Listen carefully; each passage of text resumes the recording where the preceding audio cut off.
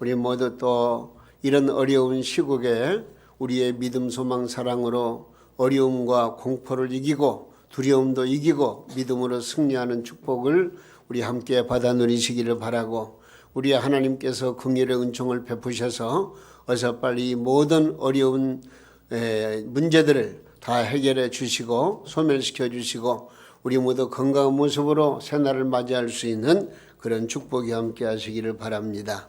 오늘 저는 주신 말씀 중심에서 기회를 놓치지 맙시다, 그런 제목으로 말씀을 드리게 되었습니다. 영국의 속담이 있어요. 뜨거울 때 쇠를 두들겨라. 이 말의 깊은 의미는 좋은 기회를 놓치지 말고 좋은 기회를 놓치면은 많은 수고를 해도 쓸데가 없다. 그러니까 기회가 있을 때에 기회를 잘 활용하고 기회를 소중히 여겨야 된다. 그런 교훈인 줄로 압니다. 여러분, 좋은 기회를 놓치면은 많은 수고를 해도 별 효과가 없는 것입니다.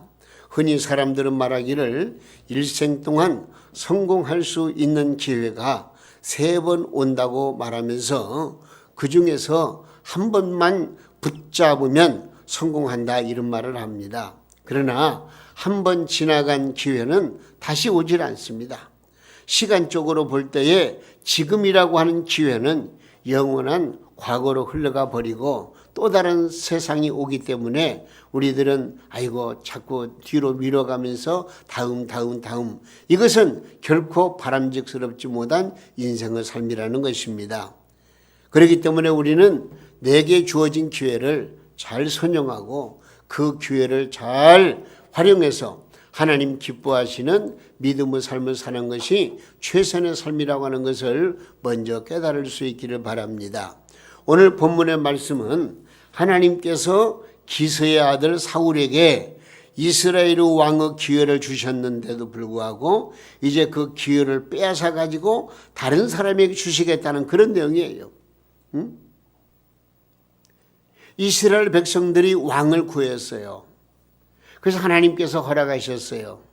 그래서 첫 번째 왕을 세웠는데 그 왕이 바로 오늘 본문 말씀에 나오는 기스의 아들 사울이라는 사람이었어요.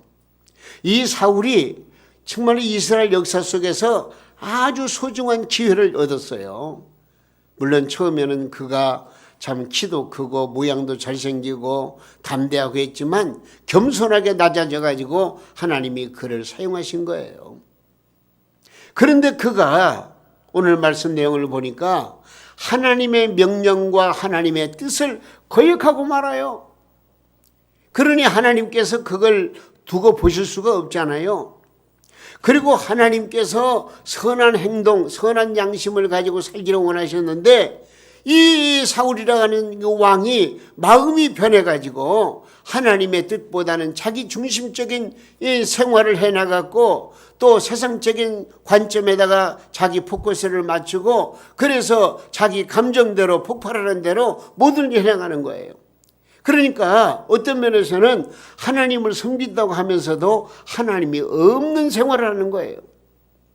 그러면서 그는 어때요? 다윗이라는 사람을 죽이기 위해서 별스런 일을 다 하지 않습니까? 그러면서 입으로는 하나님을 섬긴다고 하면서 그의 행동으로는 하나님이 없는 삶을 살아가는 거예요. 오늘 본문 말씀에도 바로 그런 의미에서 이 하나님께서 사울에게 기회를 주셨는데 그 기회를 잃어버리는 결과를 가져왔다 하는 것을 우리에게 교훈해 주고 있는 거예요. 그러므로 사울은 기회를 잃었고 다윗은 기회를 얻었다는 말씀입니다. 우리 따라서 해보시기 바랍니다. 기회를 잃는 자가 되지 말고 기회를 얻는 자가 되자. 예, 그러면요, 기회가 올 때는 놓치지 않는 자가 돼야 됩니다. 그리고 기회가 주어졌으면 그 기회를 섣불리 생각하지 말고 선용할 줄 알아야 된다, 그런 얘기입니다. 기회가 올 때 놓치는 자가 되지 말고 붙잡는 자가 되자. 기회가 왔으면 선하게 사용할지언정 악용하지 말아야 한다는 것을 우리는 먼저 생각해야 되겠습니다. 자, 그러면 우리에게 하나님이 주시는 복된 기회가 찾아오는데 그 복된 기회는 어떤 기회냐? 이걸 잘 잡아야 돼요. 먼저 하나님의 은혜를 받을 복된 기회가 있어요. 하나님의 은혜를 받을 복된 기회. 이건 최상의 기회입니다. 고린도후서 6장 2절 말씀에 이르시되 내가 은혜 베풀 때 너희에게 듣고 구원의 날에 너를 도왔다 하였으니 보라 지금은 은혜 받을 만한 때요 보라 지금은 구원의 날이로다 그래요. 지금이 바로 은혜 받을 때예요. 지금이 구원의 날이라고 분명히 말씀해 주셨습니다. 내가 왕년에 은혜 받고 성령 충만했었다는 것은요, 그건 어떤 면에서 아무리 자기가 주장할지라도 덕이 되지 못합니다. 지금 내가 하나님의 은혜를 받아 은혜의 생활을 충실히 하고 있는가를 살펴볼 줄 알아야 됩니다. 여러분, 아무리 좋은 승용차라고 할지라도 휘발유가 없으면은요, 차가 갈 수가 없는 것처럼 아무리 지금 내 모습이 과거가 어떻고 현재가 어떻고 겉으로는 온전한 것처럼 과시할지라도 하나님의 은혜를 내가 받지 못하면, 하나님의 은혜의 생활을 하지 못하면은요, 죄송하지만 하나님 보시기에는 낙제점이에요. 내가 어떤 형식적인 형태만 갖췄다고 해서 그게 은혜가 되는 거 아니에요. 내 중심으로 주 예수 그리스도의 은혜를 힘입어서 하나님을 경외하고 하나님의 말씀대로 순종하는 그런 믿음의 삶을 보여주는 거, 이게 얼마나 중요한지 모릅니다. 나를 지으신 이도 하나님, 나를 부르신 이도 하나님, 나를 보내신 이도 하나님, 나의 나 된 것은 다 하나님 은혜라. 하나님의 은혜가 내 가슴속에 차고 넘쳐야 되는 거예요. 그래서 내 마음속에서 하나님의 놀라운 영광을 드러내는 일에 최선을 다하는 삶이 얼마나 중요한지 몰라요. 나를 건드리면 두려움과 공포에 시달리지 아니하고 오히려 당당한 믿음을 가지고 예수 그리스도를 증거하는 그런 놀라운 역사, 이런 삶이 우리에게 필요하다는 것입니다. 그런데 하나님은 사모하는 자에게 온갖 좋은 은혜와 축복을 베풀어 주신다는 것을 말씀해 주고 있습니다. 은혜 받을 복된 기회를 놓치지 않는 성도들이 다 되시기를 예수님의 이름으로 축원합니다. 지금이 바로 은혜 받을 기회라고 하는 얘기예요. 하나님의 말씀으로 은혜 받고 성령의 은혜로 은혜를 받고 예수 그리스도의 구속의 은혜가 내 가슴 속에서 차고 넘치고 그 은혜의 삶을 살아가는 좋은 기회, 이 기회를 놓쳐서는 안 된다는 거예요. 그리고 또한 헌신적으로 봉사할 수 있는 기회가 있어요. 봉사는 하나님이 우리에게 기회를 주셨을 때 해야 되는 것입니다. 그러므로 우리는 봉사의 기회를 놓치지 말고 붙잡아야 되는 것입니다. 심한 가난 때문에 스코틀랜드에서 미국으로 이주해가지고 결국 미국에서 최고의 강철 왕이 된 A. 케네디라는 분이 있습니다. 카네기라는 분이 있습니다.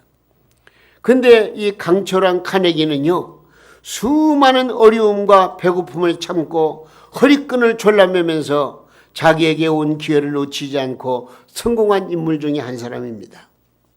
그는 그의 자서전에서 이런 말을 했습니다. 기회는 그 자리에서 붙잡아야 된다. 기회를 놓치면 아무 필요 없다는 거예요. 내가 기회가 주어졌을 때 그 기회를 콱 붙들고 그 기회를 선용할 줄 알아야 한다는 그런 얘기죠.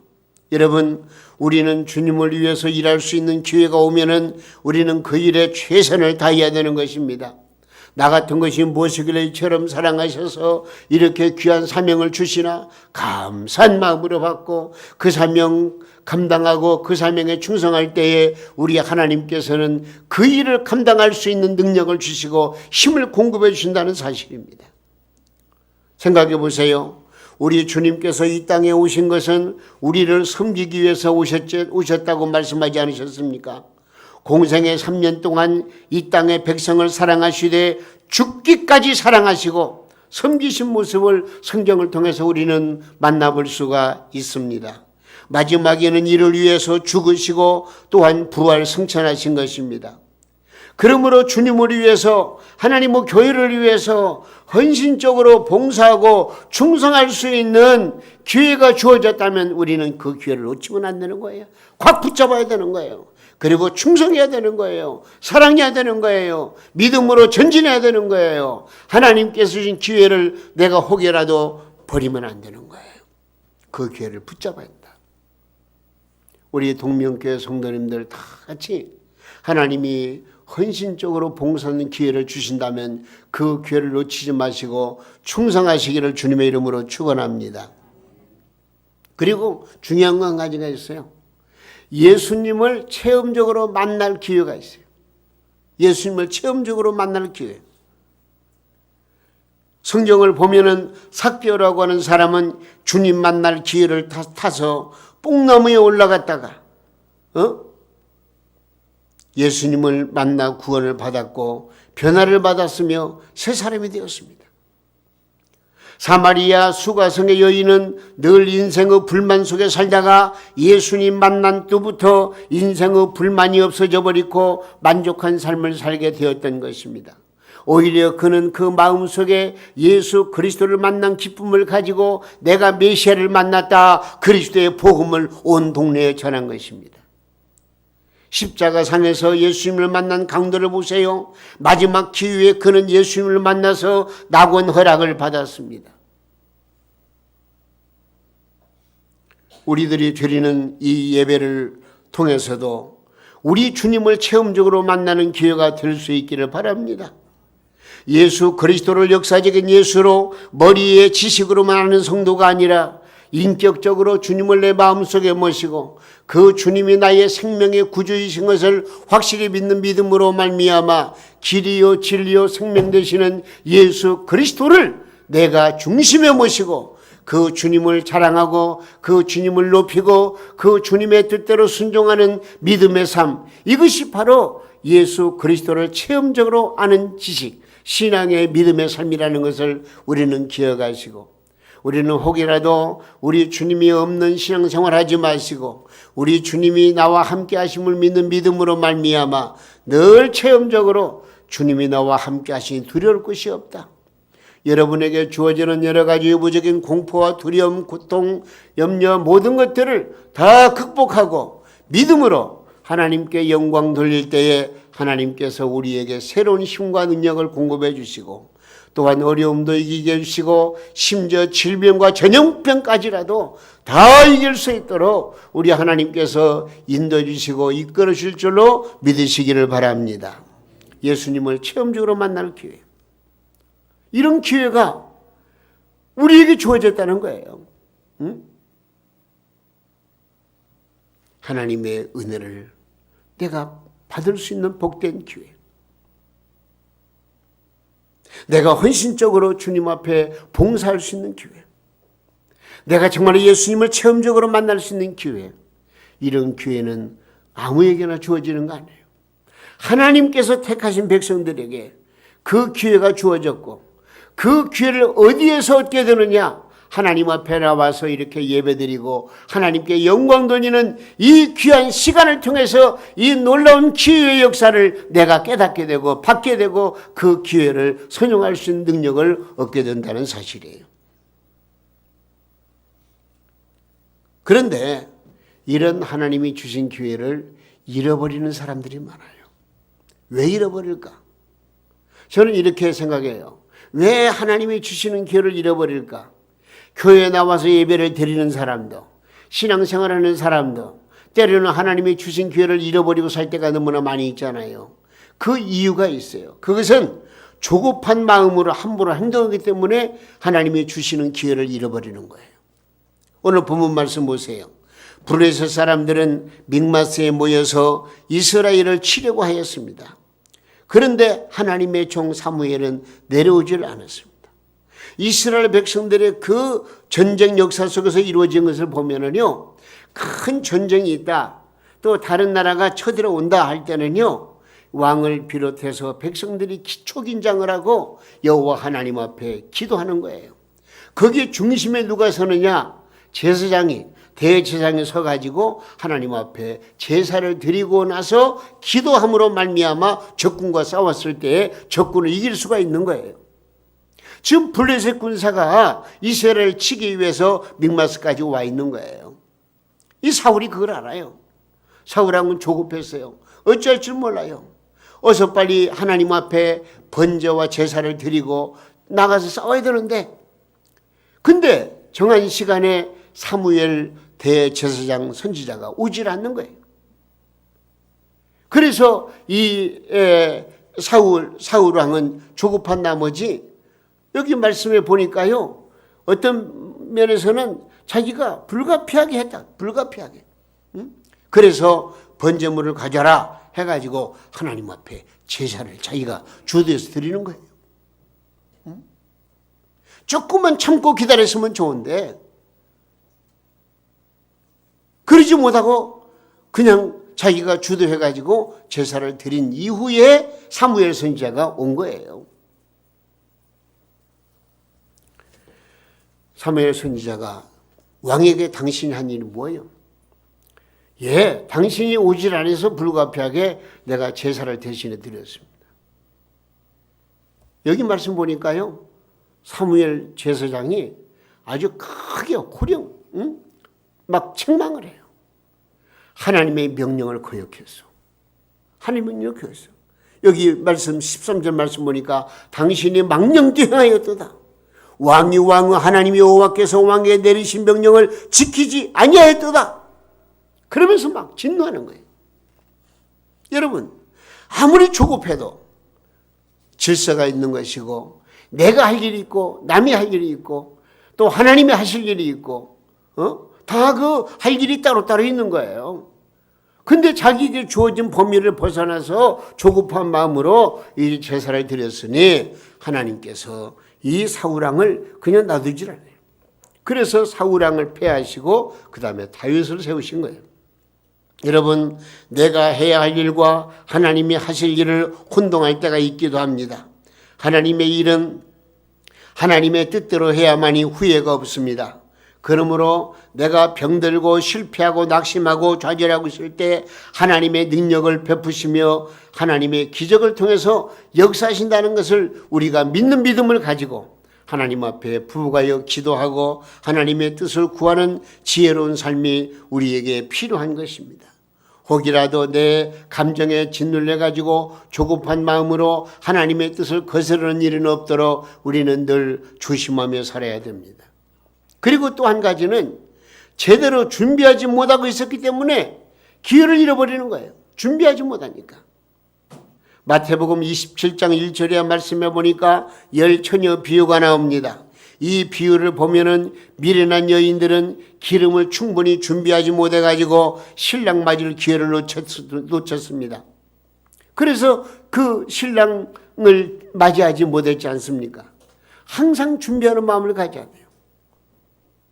내가 세상살이에 짓눌려가지고 어느 정도 아이고 내가 요즘만 그러지 다음에 더 잘하지 않은 그런 어떤 마음을 가지고서 현실에 충실하지 못하면 그런 사람은 자기의 주어진 기회를 놓칠 수가 있다는 것을 우리는 알아야 됩니다. 늘 경각심을 가지고 준비하는 마음을 가지고 주여 언제든지 오시옵소서, 기회를 주시옵소서, 내가 그 기회를 선용하겠나이다, 그 기회를 받들어 섬기겠나이다, 그런 믿음을 가져야 되는 거예요. 제대로 준비하지 못하고 있을 때에 여러분 주님 오신다면 어떻게 되겠어요?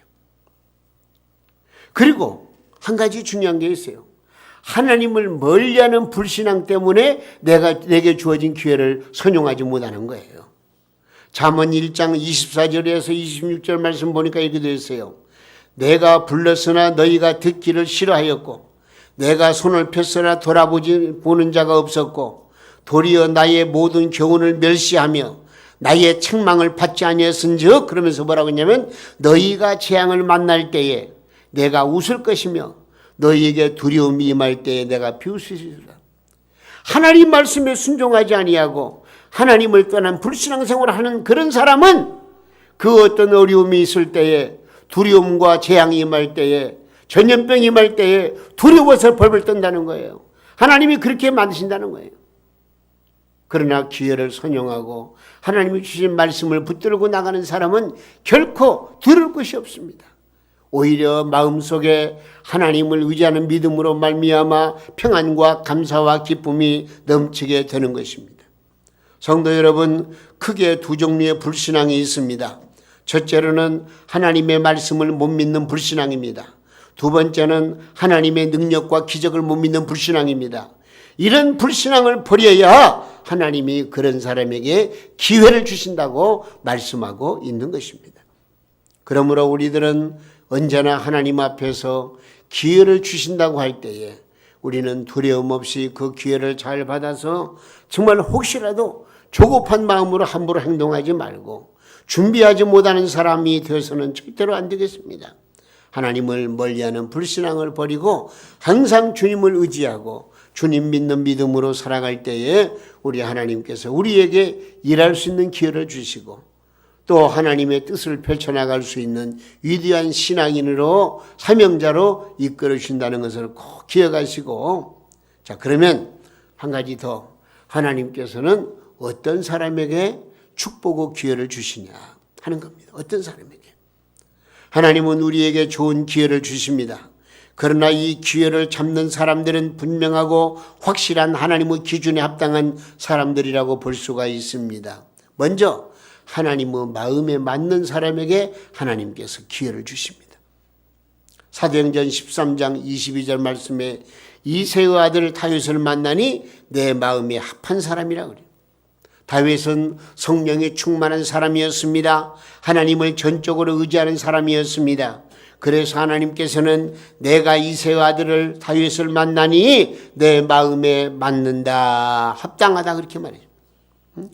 그러시면서 하나님께서 이 사람의 씨에서 이스라엘을 구원할 구세주를 세우겠다 그렇게 말씀하시는 거예요.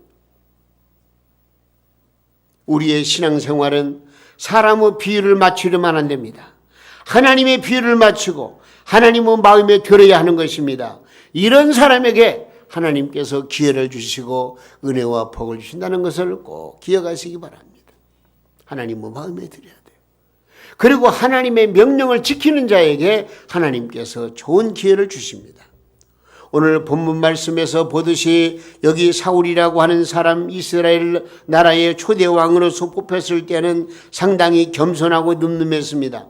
근데 막상 왕위에 오르고 보니까 불순종과 월권 행위를 해가지고 하나님의 명령을 어겼고 그 명령을 지키지 않았다는 말씀이 오늘 본문 말씀에 나와 있습니다. 여러분, 하나님이 우리에게 기회를 주셨을 때 그 기회가 계속되기를 원한다면 하나님의 명령에 순종해야 되는 것입니다. 그 어떤 환경에서도 어려움 속에서라도 하나님의 말씀을 내 신앙의 믿음의 기조로 삼고 그 말씀대로 순종하는 것이 얼마나 중요한가 하는 것입니다. 만약에 말씀에 순종하지 아니하고 내 멋대로 신앙생활하게 되면은요, 우선은 내 마음이 기쁘고 즐겁고 또 뭔가 잘 풀려나가는 것처럼 보일지라도 결국은 하나님께서 그 모든 일을 막아주시면 한순간에 끝나는 거예요. 우리는 언제나 여호와의 말씀을 나의 중심의 진리의 말씀으로 삼고 그 말씀을 내 삶 속에서 준행하고 그 말씀대로 순종할 때에 하나님께서 그런 사람에게 기회를 주시고 복을 주신다는 것을 꼭 기억하시기를 바랍니다. 그리고 또 한 가지는 착한 일을 하려고 하는 사람에게 기회를 주시는 거예요. 착한 일. 갈라디아서 6장 10절 말씀에 그러므로 우리는 기회 있는 대로 모든 이에게 착한 일을 하여 더욱 믿음의 가정들에게 할지니라, 그런 말씀이 있습니다. 내게 주어진 그 기회, 이걸 놓치면 안 돼요. 주기철 목사님이라는 분이 있어요. 이 주기철 목사님이 신학교에서 강의를 마치고 나오다가 불쌍한 나음의 도움을 받지 않고 살 수 없는 거지를 만났어요. 그 거지가 손을 벌리고 있는 거예요. 그 주머니를 뒤져보니까 옛날 돈이죠. 1원짜리면 옛날에 그도 괜찮죠. 1원짜리 하나밖에 없는 거예요. 그래서 그냥 지나쳤어요. 그리고 차를 타고 나오는데 마음이 꺼림칙하는 거예요. 그래서 내가 다시 내릴까 말까 막 하다가 그냥 버스는 떠나버리고 말았어요. 그런데 주기철 목사님이 얘기해요. 응? 그날 밤에 목욕하러 갔다가 지갑채 털려버리고 말았다. 통째로 잃어버렸대요. 그리고 나는 후에 비로소 깨달았다는 것입니다. 기회가 있을 때 선한 일을 해야 한다. 기회에서 선한 일을 해야 한다. 여러분, 하나님께서 나에게 기회를 주실 때는요, 절대로 기회를 놓치지 마시기 바랍니다. 기회를 잘 선용하시기를 주님의 이름으로 축원해 드립니다. 전도서 3장 1절 말씀에 범사에 기한이 있고 천하만사가 다 때가 있다고 그랬습니다. 하나님이 우리로 착한 일을 하도록 하기 위해서 부르셨습니다. 하나님이 물질의 복을 주셨으면 그것을 가지고 좋은 일을 해야 되는 것입니다. 하나님이 우리에게 건강을 주셨으면 그 건강을 가지고 착한 일에 매진해야 되는 거예요. 하나님이 우리의 사업을 성공하게 하셨으면요, 하나님의 큰 일을 함께 더불어 해야 되는 거예요. 하나님이 주신 기회를 육체의 기회로 삼지 마시기를 바랍니다. 하나님이 주신 기회를 결코 놓치거나 허비하지 마시기를 바랍니다. 우리에게 주어진 기회, 우리가 선용할 때에 하나님께서 우리에게 큰 힘을 주시는 거예요. 제가 인터넷을 통해서 좋은 글을 하나 읽었어요. 오늘 그 읽은 글 내용을 제가 전해드리면서 말씀을 마치려고 하는 거예요. 세계대전 이후에 세계가 흑사병, 즉 패스트가 만연해가지고 수많은 사람들이 쓰러지고 죽어갈 때에 길거리도 막 시체가 즐비하고 시체를 치워야 되는데, 치우는 사람이 없어가지고 정부가 곤란에 빠졌다는 거예요. 이때에 허름한 옷차림에 털털거리는 트럭을 몰고 나타난 노인이 하나 있었어요. 근데 그 노인이 자신이 그 시체를 치우겠다는 거예요. 그래서 혹여나 이 노인이 너무 가난해가지고 시체를 치우다가 죽을지라도 돈벌이 목적으로 시체를 치우겠다고 나선 것이 아닌가 싶어서 정부에서는 그 시체 한 구당 얼마씩 줄 테니까 그러면 그렇게 할래요. 그러면서 좀 시체를 치우는 그 값을 치르겠다는 거예요. 근데 그 노인은 돈이 필요 없다는 거예요. 그냥 봉사하겠다고 하면서 시체를 치우는 거예요. 근데 그는 위생복도 입지 않고 시체를 트럭에 옮겨 싣기를 시작하는 거예요. 사람들은 놀란 가슴을 가지고 저 노인네가 시체를 치우다가 언제쯤 쓰러지고 죽게 될지 염려를 하지 않아요. 왜냐하면 전염병으로 말면 지금 죽어가는 사람들이니까요. 근데 노인은 하루도 아니고 한 주, 한 달간 시체를 치우는 일을 계속하는 거예요. 놀라운 사실은요, 그 시체를 치우다가 그늘에 앉아서 쉬면서 자기 손으로 빵 조각을 띄어서 막 먹는 거예요. 그리고 위생적으로는 도저히 이해할 수 없는 거예요. 그러면서도 이 노인 어른께서 건강해요. 그리고 계속 시체를 치우는 거예요. 그런데 사람들이 염려했던 것과는 다르게 이 싱싱하게 일을 막 해나가는 거예요. 그래서 사람들이 옛날 얘기예요. 세계적인 일어난 옛날 얘기. 저 양반이 노인네가 사람이 아니고 신이 아닌가 할 정도로 그냥 거침없이 막 일을 해나가는 거예요. 정부 관계자와 의료진이 노인에게 물었습니다. 당신은 신이요 천사요? 노인은 뭐라고 말하냐면 나는 사람이요.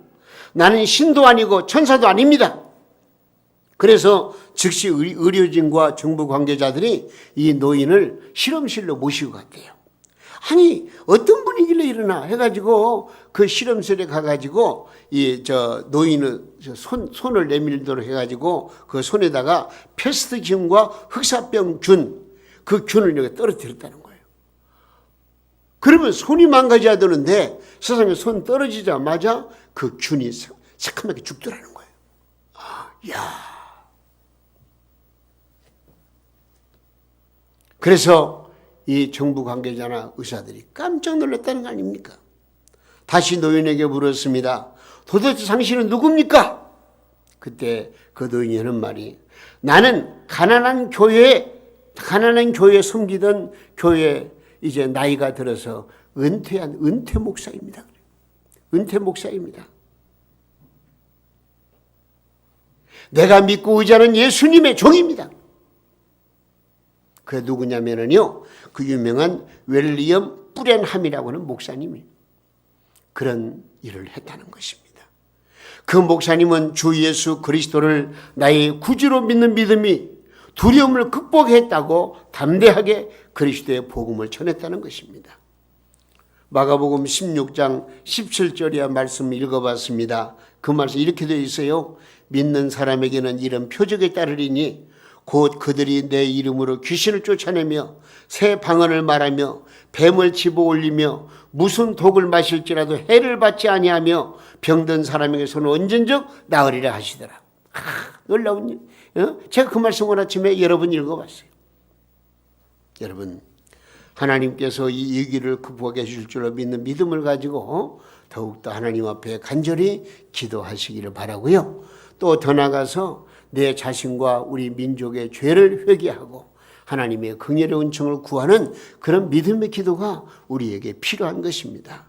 그리고 더 나아가서 더 중요한 것은 여호와 하나님의 말씀에 순종하면서 내가 지금까지 걸어온 신앙의 길, 의의 길을 바르게 걸어나가는 그런 삶을 살아갈 때에 우리 하나님께서 이 땅에 복을 주실 때에 정말로 놀라운 은총을 베풀어 주시고 또한 지금 우리가 두려워하는 이 모든 공포에 시달리고 있는 이 코로나19 바이러스 감염 문제도 하나님께서 속히 해결해 주시고 그래서 참 우리가 결국은 하나님께 영광 돌리고 하나님의 은혜로 이 모든 문제가 해결되었다고 우리 믿음의 사람들이 하나님 앞에 감사할 수 있는 그런 일이 분명히 일어날 줄로 믿고 우리 할 일은 무엇입니까? 다른 거 없습니다.